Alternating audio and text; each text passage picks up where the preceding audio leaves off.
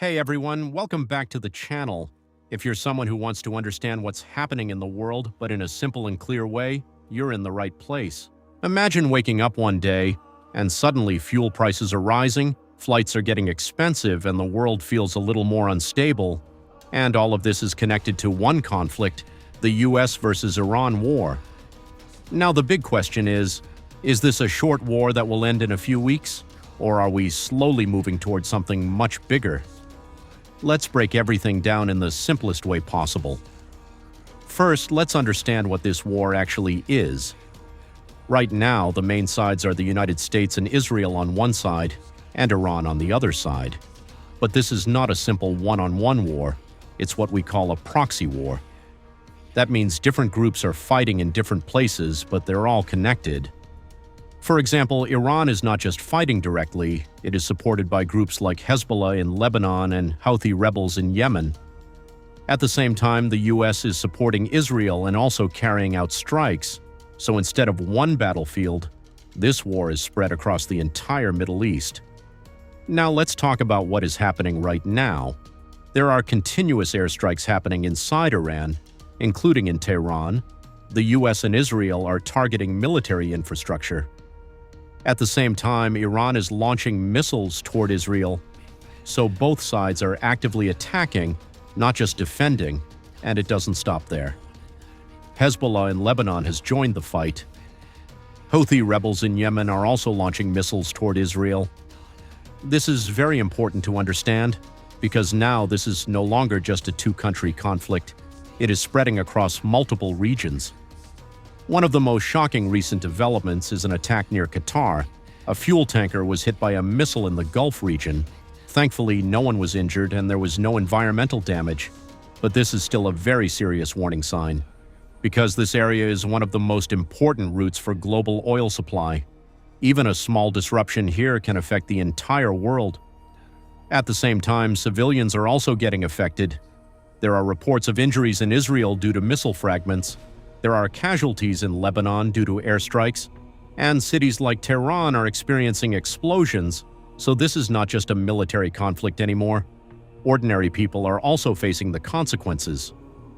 Now let's look at what the leaders are saying, because that gives us a clue about what might happen next. I think we're 2 or 3 weeks. We'll leave, because there's no reason for us to do this. Look, problem with the Strait, a guy can take a mine. And even suggested that the US might leave the alliance. This is a big deal because NATO has been one of the strongest military alliances in the world for decades. So this shows that even among allies there are tensions. On the other side, Iran has a completely different position. Iran has clearly said that there will be no negotiations right now. They are preparing for at least 6 months of war, and they have also promised continued support to groups like Hezbollah. So while the US is talking about a short war, Iran is preparing for a long one. Other countries are also reacting carefully. The United Kingdom has said, "This is not our war." Australia has warned that this conflict could affect the economy for months. India is also closely monitoring the situation and holding high-level security meetings. So even countries that are not directly involved are feeling the pressure. Now you might be thinking, why should this matter to me? This war is happening far away, so how does it affect our daily lives? The answer is, it affects us more than we realize. There is one very important location called the Strait of Hormuz. Around 20% of the world's oil passes through this narrow route, and right now this area is under serious tension. Iran has influence over this region. If this route gets blocked, even temporarily, it can create a global crisis. Fuel prices can rise sharply, flights can become more expensive, transportation costs go up, and overall cost of living increases.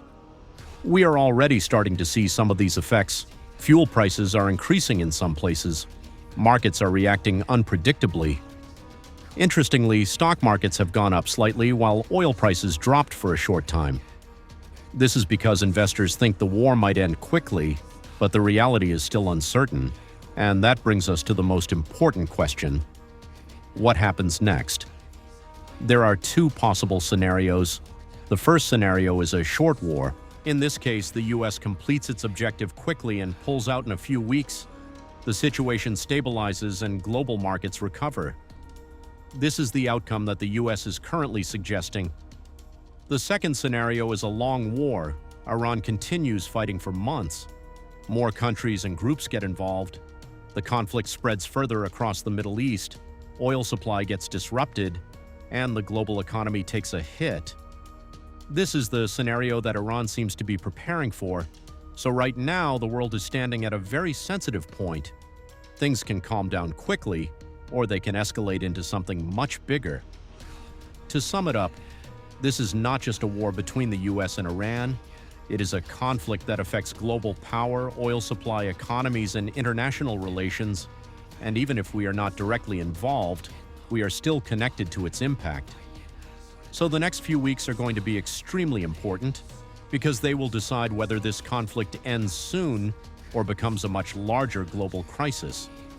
If you found this explanation helpful, make sure to like, share, and subscribe because I break down complex global issues in the simplest way possible.